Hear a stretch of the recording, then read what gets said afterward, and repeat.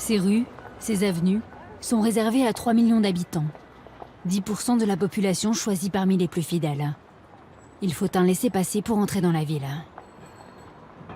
La mission des deux guides qui nous encadrent du matin au soir est de nous montrer qu'en dépit des sanctions des Nations Unies, Pyongyang n'est plus la capitale figée d'un pays à l'économie moribonde dont la population souffre. Et ce grâce aux nouveaux héros de la nation, les scientifiques.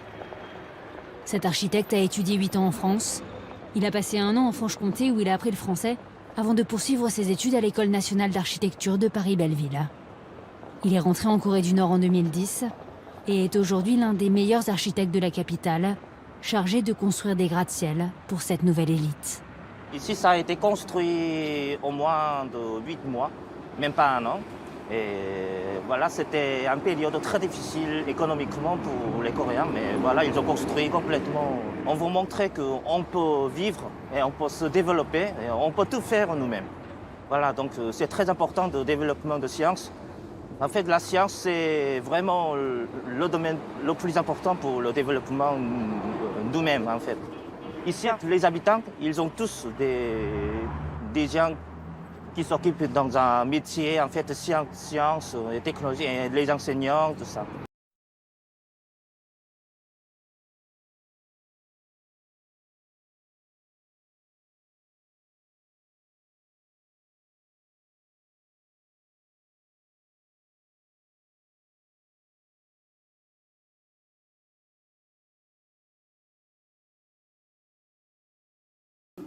아유,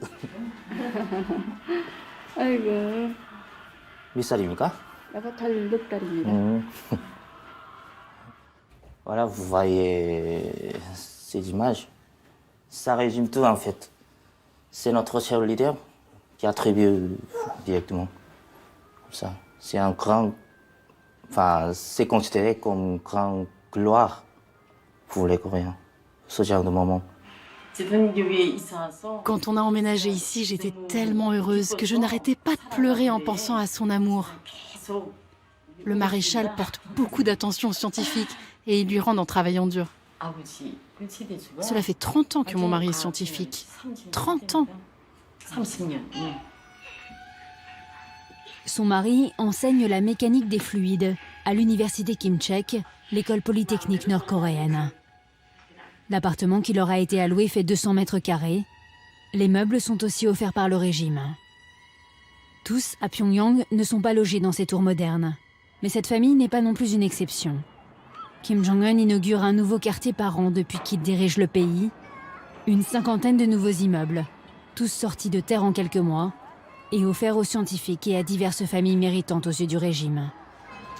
L'une de ces tours abrite l'un des bureaux d'études des architectes de Kim Jong-un.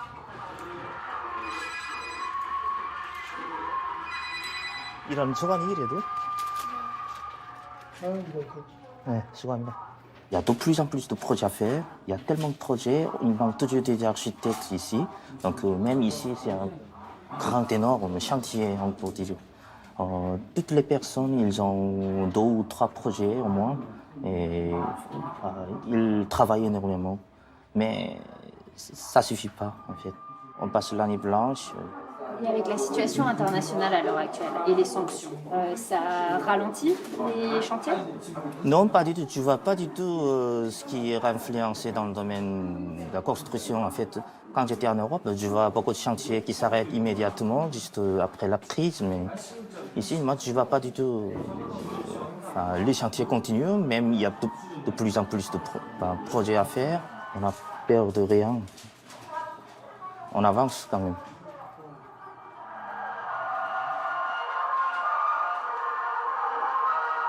신랑씨는 오늘 사서 그리겠으며 내일은 그렸다가 그리겠습니다.